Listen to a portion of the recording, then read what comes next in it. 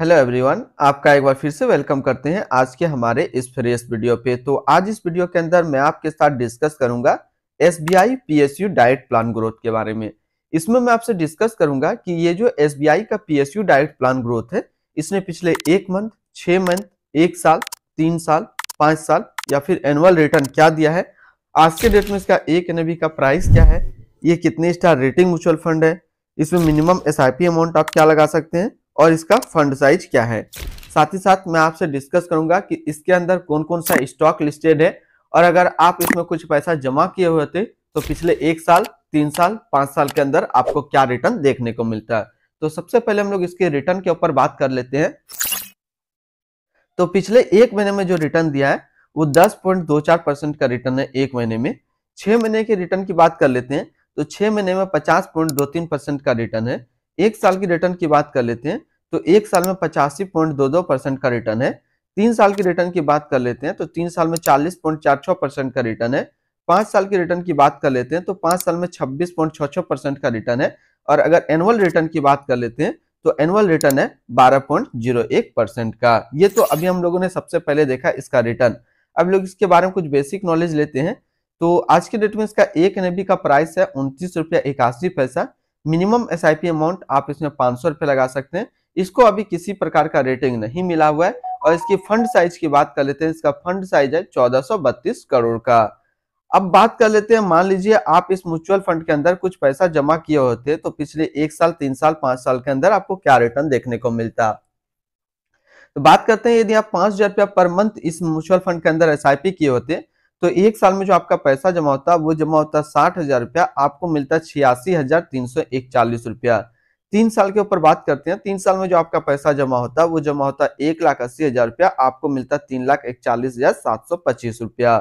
5 साल की बात कर लेते हैं तो 5 साल में जो आपका पैसा जमा होता वो जमा होता 3 लाख रुपया, आपको मिलता 7,09,190 रुपया।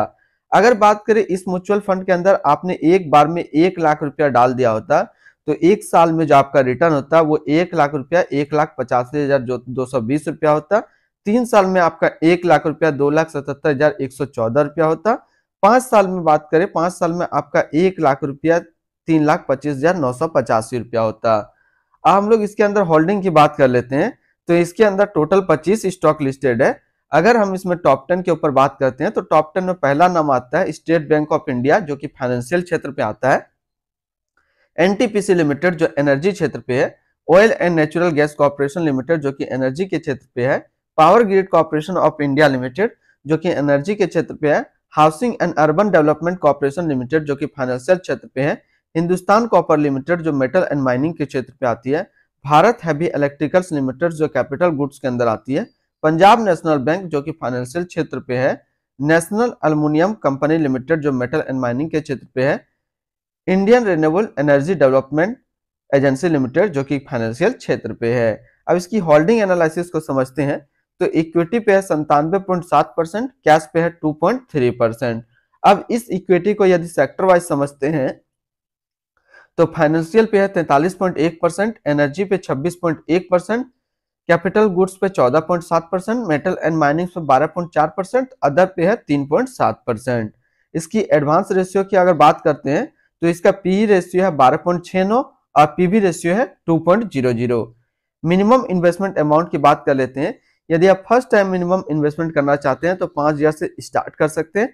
सेकंड टाइम मिनिमम इन्वेस्टमेंट आप 1,000 से भी कर सकते हैं। मिनिमम एसआईपी अमाउंट इसमें 500 रुपया का सेट किया गया है। अब हम लोग इसकी रिटर्न एंड रैंकिंग के ऊपर बात कर लेते हैं। तो 1 साल का जो फंड रिटर्न है वो 85.2 है, 3 साल में 40.5 है, 5 साल में 26.7 है और एनुअल 12 का है।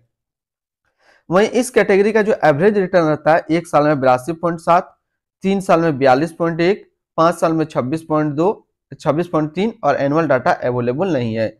रिटर्न रैंक की कैटेगरी पे देखें तो 1 साल में 2 नंबर पे रैंक करता है, 3 साल में 2 नंबर पे रैंक करता है और 5 साल में भी 2 नंबर पे रैंक करता है।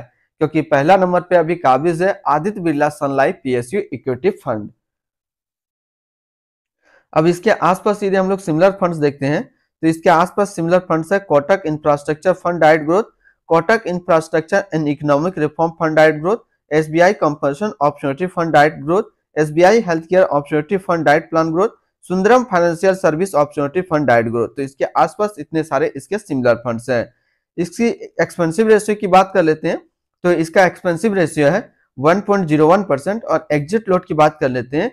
यदि आप इन्वेस्ट किया हुआ पैसा 30 दिनों के अंदर निकालते हैं तो 0.50% का एग्जिट लोड देना होगा। और स्टैम्प ड्यूटी की बात कर लेते हैं तो स्टैम्प ड्यूटी है 0.005%। इसकी हम लोग fund house and investment objects को देखते हैं तो SBI mutual fund total assist के रैंक पे इंडिया पे नंबर 1 पे रैंक करता है। ये म्यूचुअल फंड स्टार्ट हुआ था 29 जून 1987 को। इसका टोटल असिस्ट अंडर मैनेजमेंट है 9,276 करोड़ का। अब हम लोग इसके बारे में कुछ बेसिक नॉलेज और देखते हैं। तो SBI PSU direct plan growth is a equity mutual fund. ये एक इक्विटी म्यूचुअल फंड है जो कि लॉन्च किया गया था एसबीआई म्यूचुअल फंड की तरफ से। ये म्यूचुअल फंड स्टार्ट हुआ था 29 जून 1987 को। रिचार्ड डिसूजा जो है अभी करंट फंड मैनेजर है SBI PSU direct plan growth का। इसका करंटली असिस्ट अंडर मैनेजमेंट है 9,277 करोड़ का और लेटेस्ट एनएवी जो है वो है 29 रुपया 81 पैसा। SBI PSU direct plan growth ये काफी हाई रिस्क म्यूचुअल फंड है। इसमें मिनिमम एसआईपी अमाउंट 500 रुपया का सेट किया गया है और मिनिमम लमसम 5,000 का सेट किया गया है।